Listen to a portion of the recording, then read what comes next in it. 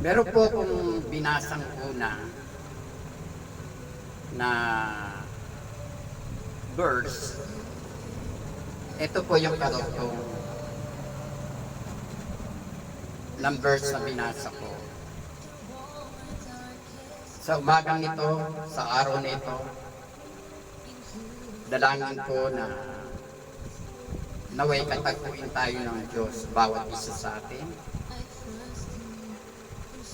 Hipuin ang ating mga puso,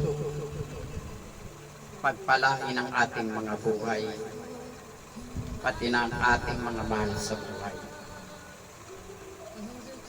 Itong babasahin ito ay meron ng nauna rito.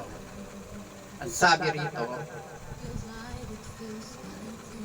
ang konsepto ng pagtutok kay Jesus at hindi sa mga bagay ng mundo ay makikita sa iba't ibang bahagi ng Biblia. Naririto ang ilang mga talata na maaaring magbigay linaw sa ideyang ito. Sabi sa aklat ng Hebro, talata 12, kabanata 1 hanggang 2.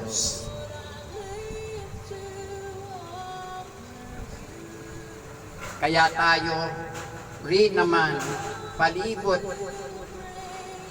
na pinalilibutan ng gayong makapal na ulap ng mga saksi, ay isang tabi natin ang bawat pabigat at ang pagkakasalang pumapalibot ng madaling ikabit sa atin. At tayo'y tumakbo ng may pagtitiis ng takbuhin na inilagay sa harapan natin, na tignan natin si Jesus na gumagawa at sumakdal ng ating pananampalataya.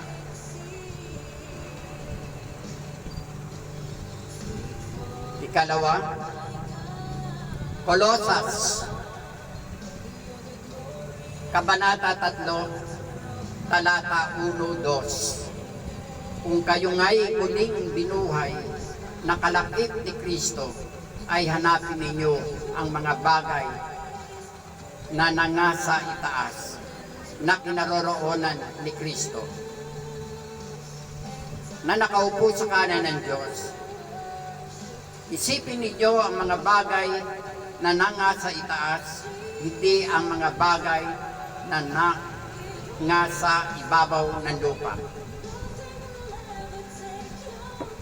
Pangatlo, Mateo, talata 6, kabanata 33. Datapwat hanapin mo muna ninyo ang kanyang kaharian at ang kanyang katwiran, at ang lahat ng mga bagay na ito ay pawang idaragdag na niya. Idaragdag na sa inyo. Pangapat, Pilipos,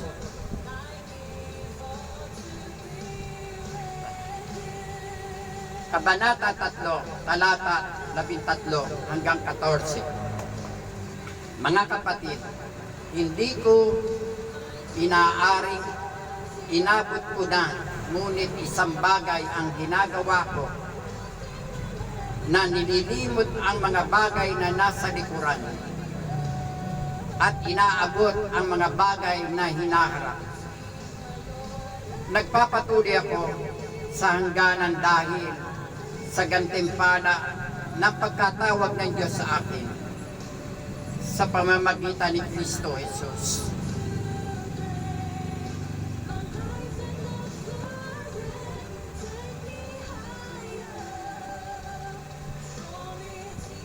Ang mga talatang ito ay nag-iinganyo sa mga mananampalataya na ito ng kanyang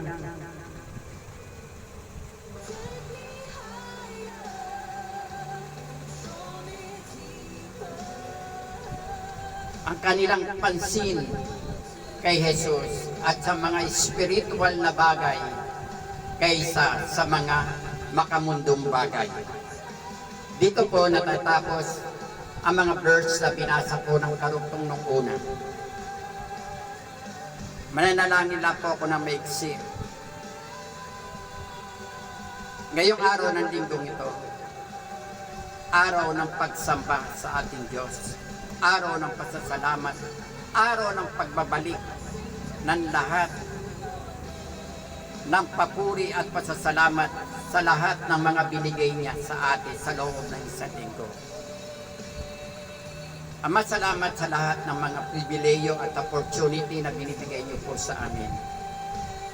Salamat kami nagising ng maayos. Binigyan mo ng kalakasan ng aming katawan, kalusugan, kagalakan sa aming mga puso, katiwasaya ng aming isipan. Gumalaw ka sa aming buhay, Ama. Kumilos ka sa aming buhay. Hindi lang sa akin, hindi lang sa mga kapatid ko, kung hindi sa buong pamilya nila. Naniniwala ako, Diyos, ang panalangin ito'y makakarating sa lahat na parte ng lugar. Kaya, Ama, ano man ang naging pagkukulang at pagkakasala namin lahat, ito hinihingi namin ng tawad sa iyo. Linisin mo kami ng iyong kabanal-banalang dugo na makapangyarihan ng dugo ng iyong anak na si Jesus na nagtumubos sa aming mga kasalanan at nagpatawad sa aming mga kasalanan. Kaya kami ay nabubuhay ngayon. Maraming salamat, Ama, sa protection, sa gabay, sa pag-iingat, sa pagmamahal na ibinibigay mo po sa amin. Ingatan mo po kami lahat, samahan mo po kami lahat, at yung aming kailangan, Ama, ikaw na ang bahala na magkaloob sa bawat isa ng mga nakikinig nito. Ibinabalik ko sa iyo, Ama, ang papuri at pasasalamat na tanging sa pangalan ng iyong anak na si Jesus na aking Panginoon. Amen. Pagpalain po tayo ng Diyos, lahat, mabuhay po tayong lahat, at samahan tayo ng Diyos. Maraming salamat.